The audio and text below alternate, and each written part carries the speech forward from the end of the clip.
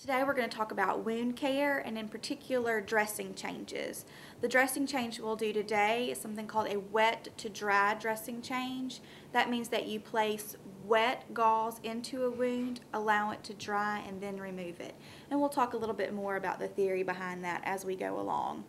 The first thing you want to do is, of course, check your doctor's orders to see what kind of dressing they have ordered for you, if they've ordered any kind of wound irrigation or any creams to be applied to the wound bed. Then you'll want to look back at your prior nurse's notes to the last person that changed the dressing to see what the wound looked like, how big it was, what kind of drainage. Because as you change these dressings, you're going to need to assess the wound and tell if it's gotten any better or if it's getting worse. The first thing you'll do after that is, of course, wash your hands. You'll want to prep your client by allowing them into a comfortable position, providing for their privacy and their warmth. We'll go ahead and show you an already dressed wound. So that's usually how you'll find your client. Before we do anything else, we need to prep a little bit of our equipment over here. This is a sterile procedure, so you're going to need some sterile items. The first thing you'll need is some form of gauze. It's really useful when you can find these gauze pads that come in this plastic container because you're going to wet them, and this will allow it to stay sterile as you wet this. You'll also need some kind of solution to wet the gauze with, and that will normally be ordered. If it is not ordered, it's usually considered normal saline is what you use to moisten your gauze with, unless indicated by the wound care nurse or your physician. Now this starts the sterile process. So when you take this container, you have a little tab to peel. You want to peel away from yourself.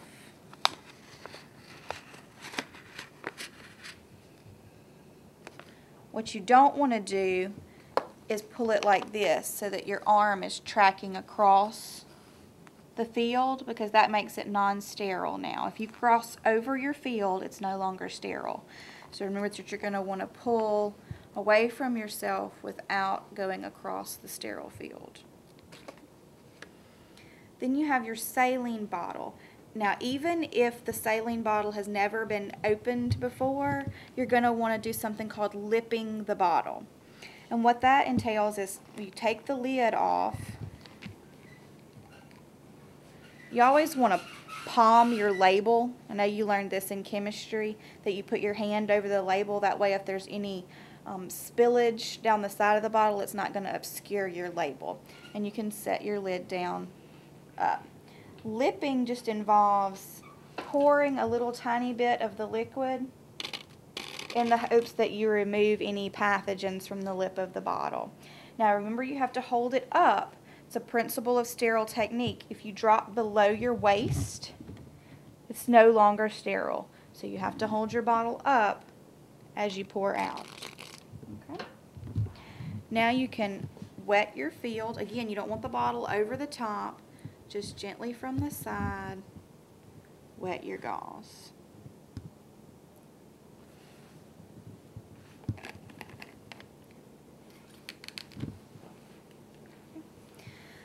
Now we're actually going to go to undressing this wound.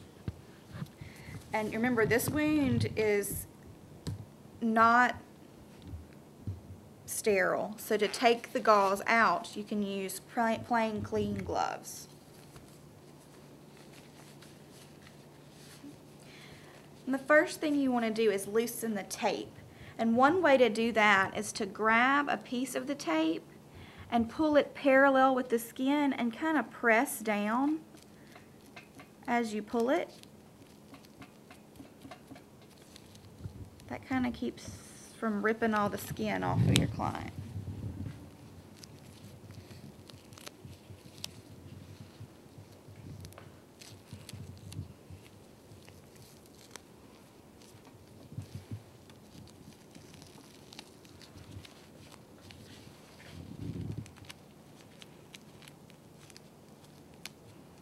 Okay, once you get everything loosened, then you can take this top layer off. You always want to note if you have any drainage on that particular part of the gauze pad. And this is going to go in your biohazard. Then you notice that you've got gauze packed into the wound. This was the wet part. This is the part that we wetted and placed into the wound bed. The principle of a wet to dry dressing is that you place wet gauze into the wound bed. As it dries, it soaks up all the other purulent drainage that's in there. And when it becomes dry, you pull it out and it pulls out all of that dead tissue. As you can imagine, this is a little uncomfortable, so if your client has pain medication ordered, it would probably be a nice thing to go ahead and give them some of that if they would like, about 30 minutes prior to this procedure. Now, since this is wet to dry, when it is stuck in there, we don't want to wet it to help us pull it out. That kind of defeats the purpose of it. If this was a plain dry dressing, say someone just had a laceration on their arm and we had placed a dry gauze pad over the top, if it's stuck, then we would be able to wet that to remove that. But this is actually a form of mechanical debridement to help the wound heal. Okay? So now what you want to do, still with your clean gloves, is take out the layers of gauze. And we want to note any drainage, how much, the color.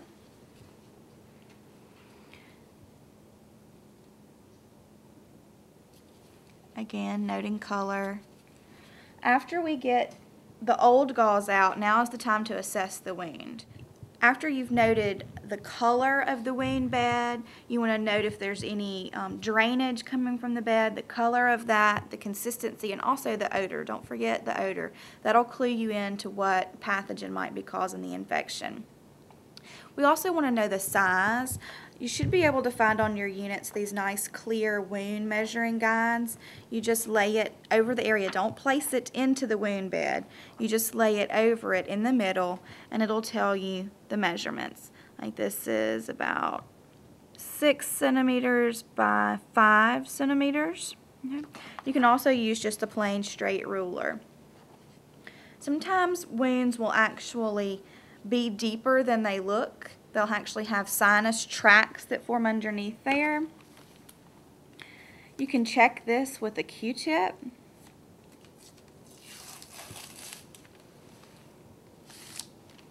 can actually take your Q-tip and press around in the wound bed to see if you find a tract. If you find one, like we've got one right here, you want to push your Q-tip in as far as it will go. And then when you bring it back out, you'll want to measure how deep that tract went so that you can document that as well. It's very helpful to have a partner with you when you're doing this because you can call out measurements. You know, sinus tract at 6 o'clock was 2 centimeters, and they can jot that down for you so you don't forget. At this point, there may be an order for wound irrigation, which we'll show you in lab, or there may be an order to apply cream. In this case, there's not, and we'll just proceed with a plain wet to dry dressing. So now we need to move to sterile gloving. So it'll just be kind of trial and error for you to try on some different sizes and see which ones work for you. You want them to fit snugly, but you don't want them to be so tight that they'll break. So this is still all sterile on the inside.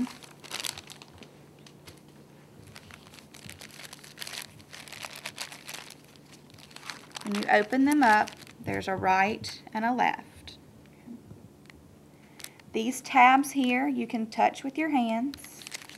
You want to grab them and pull straight out.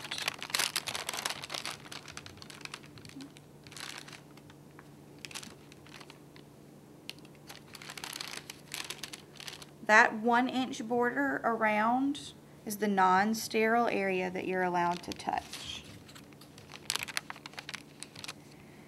Probably want to start by placing the glove on your right hand, and when you do this one, all of this cuff right here will be against your skin when you're done, so you're allowed to touch it. You want to slide your hand in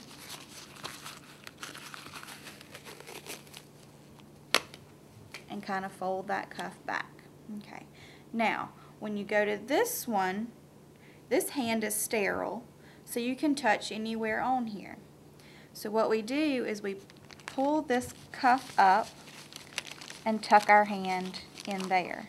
We wouldn't want to grab it here to put on, because then this hand would run along your sterile glove and this glove would no longer be sterile. So you put your hand down in the cuff and hold your thumb out of the way and put this hand in. Okay. Now your gloves are on. Occasionally, if you've got a really tight pair, like one finger may not want to go in, or you'll get two fingers in one hole, just finish putting your gloves on and then you can adjust your fingers after you're able to touch all over your gloves. Now again, remember, we can't go below our waist because that makes us non-sterile. So you have to hold your hands up in front of you. You also never want to turn your back on your field. So like with my gauze here, open and wet, I wouldn't want to turn and put my back to it. If you put your back to it, then it's no longer sterile either. So now my gloves are sterile. The inside of this package is sterile, so I can reach into here and get my gauze. So you want to reach in and get you a single piece, and you want to squeeze out the excess moisture. And then what you want to do is unroll this, and you want to kind of contain this in your hand as you're unrolling it. You know, it's not a flop it all around. You want to carefully unroll it. And what you're trying to do is make it fluffy. We call it fluffing the gauze. And then you kind of ball that all up in your hand and start with a little leading edge. Because we're going to pack this all into these areas. What may help you is to use one of those cotton tip applicators to help you kind of push this stuff down in there. Okay, you want to start with that little edge and place it in the wound bed and kind of press it in. And that's why we want this kind of balled up in our hand, because if any of this falls on the outside, this is nasty. This has bacteria on it that we don't want to introduce into our wound bed that we're trying to keep as clean and sterile as possible. So you want to be very careful as you're placing it in. If you've got one of those tracks like we talked about, then that gauze needs to go up in that track as far as you can get it. You're trying to get this moist gauze into contact with as much surface of the wound as you can so that it can pull off the dead necrotic tissue. And we'll get another.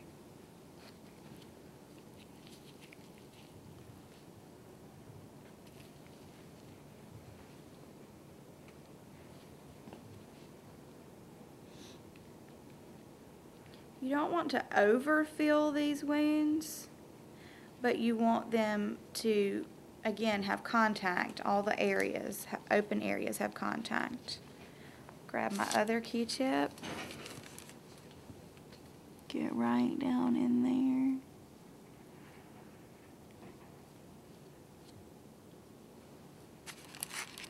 Now, this is a relatively small wound. So that would be why it's important that you read the nurse's notes before to know how large your wound is, so you'll know what kind of supplies to bring. So for this small wound, I can cover it now with just plain dry 4x4s. Since I'm sterile, I'm going to have my assistant open that package for me.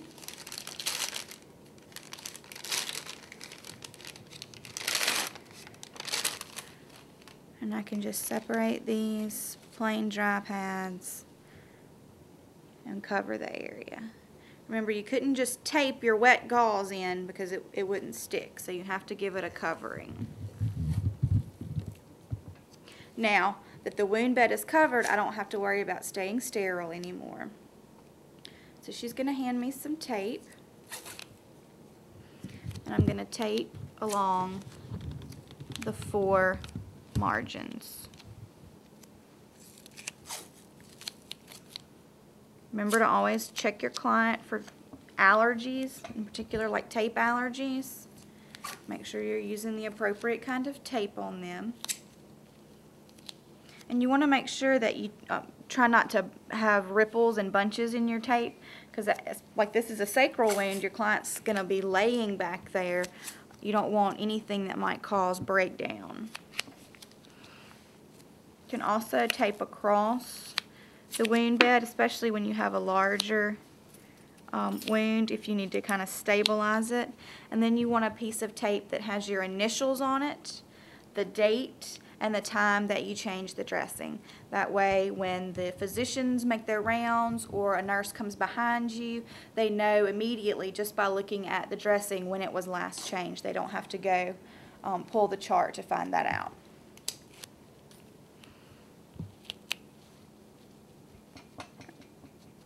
Now, if this was and that would be it for this one. If this was a larger wound, we might have to cover it with something else. They're called either combine dressings or ABD pads. And the ABD pad is more likely what you'll see over here at UMC. But it's just a much larger, kind of semi-waterproof, more absorbent type of dressing. So like for a large abdominal wound, you could place this over the wound and then tape instead of using the gauze pads. Because just imagine if you had a very, very large wound, you'd have little 4x4s stuck everywhere, when this would cover it more easily. And that's it for a wet to dry dressing change.